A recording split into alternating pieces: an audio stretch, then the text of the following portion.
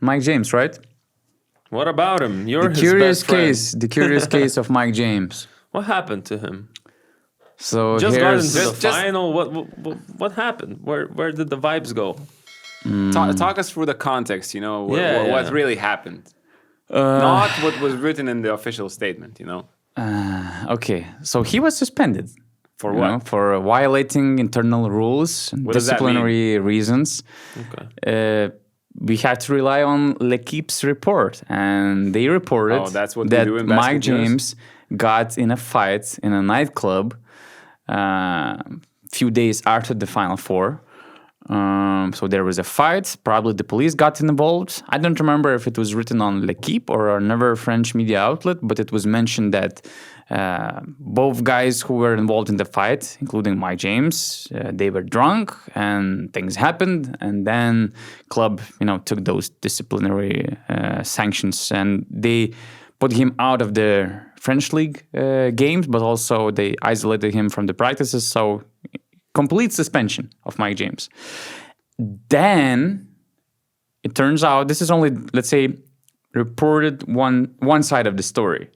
But from what I heard, Mike James feels that he was, let's say, misjudged unfairly because the other side of the story wasn't heard, like his side. And I heard that he might have some proofs that show that actually he just defended himself. He was attacked by the guy. He defended himself, and that's basically how he got in this trouble. But still, he got suspended by the club. Like, for what? If I'm attacked, if I'm offended, like I'm just defending myself. Okay, there was police, there was a fight, but what can I do about that?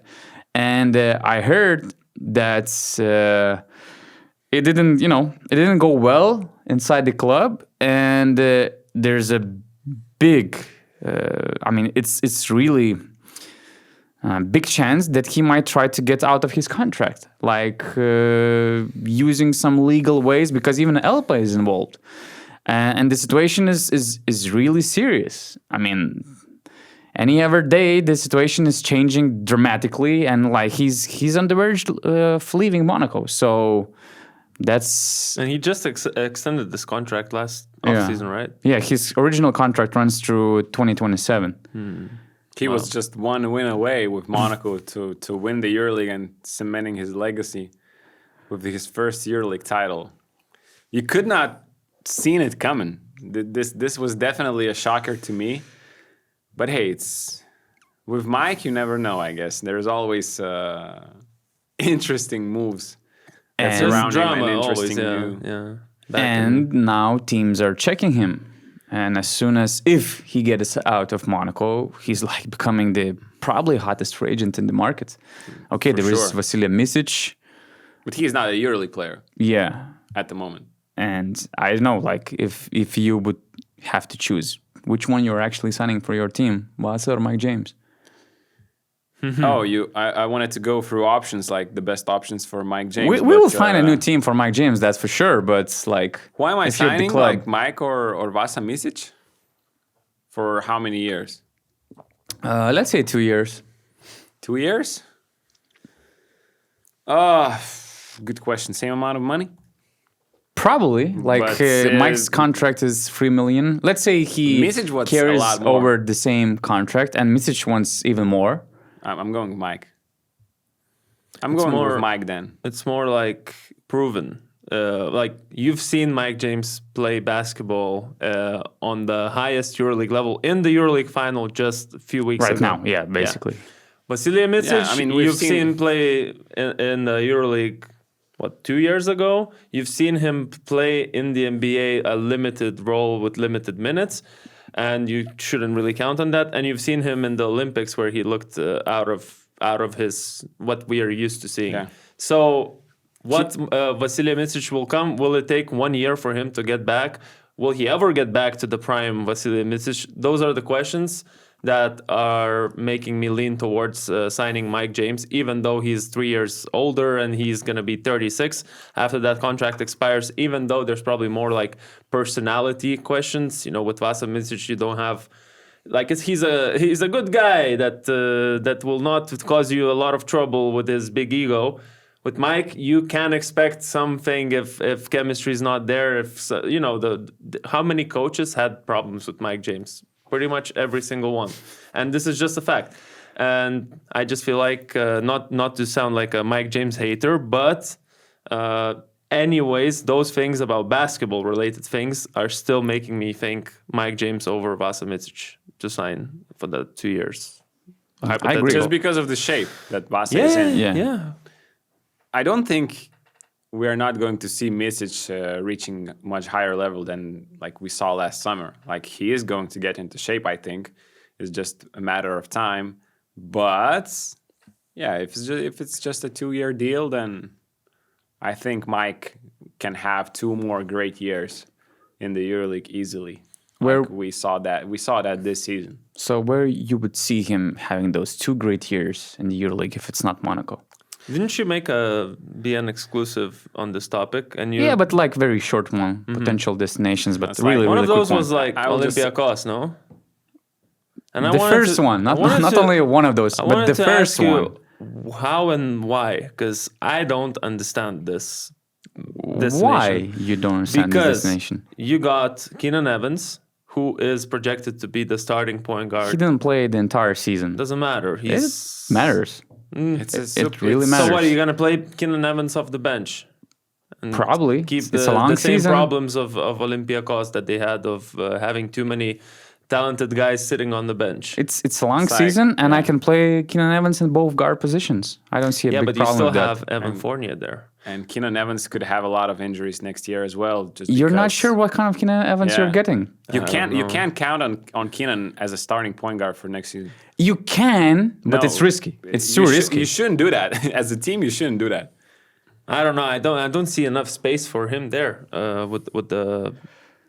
I With the don't. base they I have. think it's a good fit, and basically Mike James described in his own words why it'd be a good fit. What happened in the semifinals? They forced Olympiacos to play through Evan Fournier, and every time he tried to share the ball, they moved the ball Olympiacos' way. They couldn't because Vasilis Panoulis knew that, and they put this great game plan. And since they didn't have other one-on-one creators, or let's say others couldn't perform at that level, they just got stuck. Now you have another creator in Mike James. You had the third great creator in Keenan Evans, but this is like a wild card. You don't know what kind of version of Keenan Evans you're getting. But we've seen how he can bounce back. Don't you believe in? The second injury, It's not the same and injury. this injury is even more dangerous. Looking long term, looking at the track record of those players who got the same injury, they basically nobody came back at the level they've been before. Okay. Well, So, and if you're Olympiacos, you can afford, like, it's okay. If it's another team, you have to count money and stuff. Like, it's a different conversation. But if you're Olympiacos, I'm for sure doing that move. okay. I'm signing Mike James because everything was like kind of set last year, 2 years ago. If you remember when they signed Kemba Walker, Monaco, again, there was this dispute inside the team, and Mike James was really interested in leaving, and they were really advanced with Olympiacos, and Bartzokas likes this idea. Mike James likes an idea playing for Bartzokas, and watching how Fournier fit, you could see another great creator also fitting in. But would Mike in Olympiacos actually be a great fit? Like you are mentioning all those things about offense. Exactly. And as well as Monaco played defense in the semifinal, I also saw how Olympiacos couldn't play defense all season long with Fournier and Sasha in the lineup. And if you add Mike, third guy there, how's your defense are going to look like? In Monaco, you had Alpha Diallo, Jaron Blossom game there, two super great forwards who excel at defense. There you have Sasha Vezenkov and who? If you play Fournier at the 3, you have, instead of Diallo and Blossom game, you have Fournier and Vezenkov in those positions. Who is going to Of course, cover you're those bringing- guys defensively? Of course, you're bringing some, let's say, threats defensively. It's not a perfect match. Yeah, that's what I'm But- saying. I'm not sure if it's the greatest of fits for Mike in Olympiacos. You're not just going to win on offense. And but yeah, like, okay, you're mixing probably Thomas Walkup in there. But again, playing Mike, Fournier, and Sasha at the same time on the court, I'm not sure if there's a good balance from offense and defense there. also depends what center are you getting. If it's Milutinov there or is some kind of super athletic center like Donta Hall, hey, maybe there. So which team would make the most sense to you? Fenerbahce. Okay. If you can't beat them, join them. You know, they just won EuroLeague. That would be interesting to see. Marko Guduric left the team, right? Yeah. So there is definitely a gap that can be filled at the point guard position. You have Wade Baldwin, who could easily play at the 2. He just played with Lorenzo Brown in Maccabi, had no problem. Mike, we saw that there is no problem for him to also stay a bit in the corner or just share the ball. You know, I think he's matured in this category over the years, and I don't know. So he's used to it. Like, he would have no problem if Wade needs the ball for a couple of possessions. He's played next to Ellie, next to Jordan Lloyd, and he turned into a passer a lot of times this season and in the last season. So I think that would be an interesting fit. And also, you know, if we're looking at also like other teams, you mentioned like Zvezda and Partizan maybe in that BN Plus exclusive article, the best chance for Mike to win would be either Olympiacos or Fener. So if we're picking between those two, from Mike's perspective, I would probably like try to go to Fener. I'm not sure if they want him. Let's entertain. What about the Serbian teams? You said don't write off Serbian teams. So yeah, because they always have money. So with Zvezda, you said there's something. I didn't say anything concrete. Like I just mentioned them as potential destinations because they have money. They can build a roster that would be competitive, so they could be in the mix. There was some kind of disagreement with him? With Zvezda, there was this case where I think that the former president of Zvezda mentioned that the guy like Mike James will never play for Zvezda, but he left. So things change. And if I remember well, when Mirotic was going to Partizan, there was an idea of making a pair with Mike James in Belgrade. So, which tells that Željko Obradović approves if Mike James is coming. And he fits the club's activities after the games. For example, going to the club and fighting with people. So, you know. Just no bottles. Partizan, right? Huh? Yeah, we're talking about Partizan. Yeah. Joking, but actually, I thought you were talking about Zvezda. Yes, about and then both. we We're talking about transitioned. both. Okay, You my bad. gotta keep your ears active, Augustas. Wow, funny tuber with the lessons right now. Another team I looked at, obviously Barcelona could use a Mike James, but that would be a waste of, Of everyone's time and Yeah, money. just obviously it would be nice to see Kevin Punter and Mike James too. No, it wouldn't. Two best ISO players in the league, maybe on the same team, but. Yeah. It would be fun. Come on. Barcelona It would be are fun going to be out watch, of but at the same playoffs time, next season. that's not the market I would like to see him in. I honestly would like to see him stay in Monaco because without Mike James, Monaco is what? Like, what's the identity? That's where it started. In the EuroLeague, it started with Mike James signing the biggest name in the EuroLeague, signing with this new team. And it's been built upon that. Like, he's been... built around. He's the face of the organization. Yeah, and with him leaving, I don't understand the identity of Monaco anymore. You know, you'll have the same guys, Alpha Diallo, blah, blah, blah, blah. You'll have the guys, but it'll be missing that one piece. And another team I thought about, I don't know if it makes any sense. Probably they don't have the money, but Paris basketball lost their identity too. Okay. Maybe you want to start a new identity with Mike James. I don't know. Go a bit. That's up. a nice one, actually. Why Yeah. not? Like it's a big market, Paris. Theoretically, you're still living in a nice place. And they have money. They really tried hard for TG Shores. I mean, they were in the range of over 2 million. So I think that they could find a way to make it work with Mike. That's an interesting one. But I really doubt that Mike wants to start from scratch again. No, He basically has 2 years left. So I agree. It has to be Fener, Olympiacos, or what do you think about Real Madrid? Next to Campasso, with Maledon, they needed scoring a lot. They were really bad offensively in scoring. All the offensive ratings, they were in the bottom 6 or something. You have guys around, to cover defensively. I could see that. But I wouldn't wouldn't like be a that. big I fan don't of know, that. man. I with, don't know. with Personally, the egos that don't fit already in that team. What about Fener's egos? There are some Yeah. big guys in the locker room, starting from That's guards true, going that's to true, forwards. that's true. So that's my main, Okay. fit question with Fenerbahce guys, how they would accept another alpha dog in the locker room. But I'm with Gytis completely. Leaving Monaco would be a mistake for Mike James because you have to, after all those years, changing those teams, getting in interesting situations, and it was not Mike's fault every time. Like there was the situation with Milan, with Vetre Messina, the way they kicked him out of the club. Then was Itudi's thing with a lot of personal things involved in Mike's life. And now this is the first team where you kind of settled in. As you mentioned, he's the face of the organization.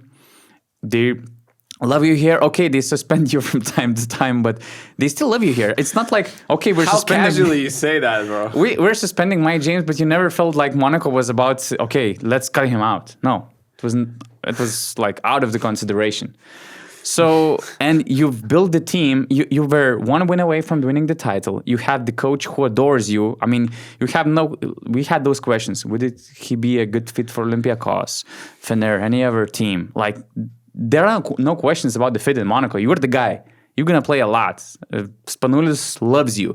The team is built around you. You were one win away, and you got Nikola Mirotic on your team for the next season to finally have stretch 4 option on your team. You have Daniel Theiss, Diallo gonna get better. Jerome Blassingame, they're getting better. I mean, they're gonna find pieces. It's gonna be really good competitive team. So and probably embrace the situation. Like you usually understand what you've lost when you leave the situation. So I believe that after those years, like Olympiacos, Fener, whatever, might look as a sexy option. But usually, when you move in, things start to change. You never know about the relationship with the coach, with the teammates, about a lot of other things, toxic environments and stuff. So I don't know. I think that they can really sort that thing out in Monaco, and he can stay in the club and try to win the title in municipality for the next 2 years. So, Mike, stay.